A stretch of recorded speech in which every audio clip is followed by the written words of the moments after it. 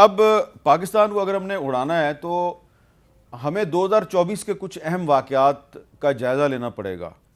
मैं एक तमाम तो जिक्र नहीं कर सकता, लेकिन चीदा चीदा कुछ जो अहम वाक़यात 2024 में पेश आए उनका यहाँ पे जिक्र करना ज़रूरी है, ताकि हम 2025 का भी जो है जायज़ा लें कि उसमें क्या क्या हो सकता है। मसलन 13 जनवरी 2024 को पाकिस्तान तहरीक इंसाफ जो है उसको बल्ले के निशान से महरूम किया गया और 8 फरवरी को आम इलेक्शन का इनेकाद हुआ और बड़ी कंट्रोवर्सीज पैदा हुई इस इलेक्शन के नतीजे में। और 3 मार्च को शहबाज शरीफ साहब दूसरी मरतबा पाकिस्तान के वज़ीर आज़म बन गए। लेकिन आपने देखा कि 2024 में समाजी राब्ते की जो वेबसाइट है एक्स, जिसको पहले ट्विटर कहा जाता था, इस पर पाबंदी रही। ये फरवरी मार्च के महीने से ही पाबंदी शुरू हो गई। और इसी तरह 25 मार्च को हाई कोर्ट के जो 6 जजेज़ हैं, इस्लामाबाद हाई कोर्ट के 6 जजेज़, उन्होंने एक ख़त लिखा और उस ख़त में उन्होंने बताया जी कि सिक्योरिटी एजेंसीज जो हैं वो उन पर प्रेशर डालती हैं। फिर 12 जुलाई को तहरीक इंसाफ जो है वो अपनी रिज़र्व सीटों से महरूम हो गई। 8 अगस्त को एक अच्छा वाक़या हुआ।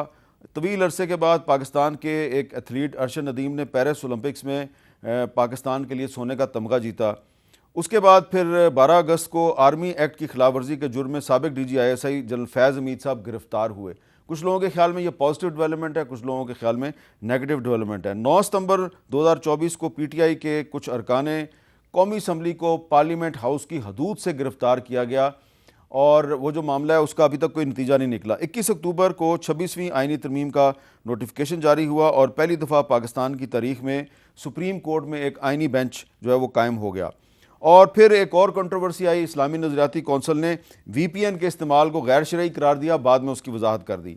और 26 नवंबर को इस्लामाबाद के D चौक में तहरीक इंसाफ का धरना हुआ और उसने भी बहुत सी कंट्रोवर्सीज को जन्म दिया। 18 दिसंबर को अमेरिका ने पाकिस्तान के मिसाइल प्रोग्राम में मुआवनत के इल्ज़ाम में 4 पाकिस्तानी इदारों पर पाबंदी लगा दी। और 31 दिसंबर को यानी कि आज एक अहम वाक़या हुआ कि साबिक वज़ीर आला गिलगित बल्तिस्तान खालिद खुर्शीद को इदारों के ख़िलाफ़ तकरीर करने के इल्ज़ाम में 34 साल कैद की सज़ा सुनाई गई है।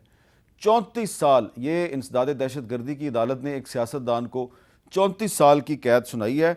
और इसके अलावा आज उड़ान पाकिस्तान प्रोग्राम का इफ्तिताह हुआ है। और अगर मजमूई तौर पर देखें तो 2024 में पाकिस्तान में 9 सहाफ़ी कत्ल किए गए और ये जो तादाद है ये गज़ा के बाद दुनिया का दूसरा मुल्क है पाकिस्तान, जहाँ सबसे ज़्यादा सहाफ़ियों का कत्लेआम हुआ है। ये है जी 2024 का एक जायज़ा।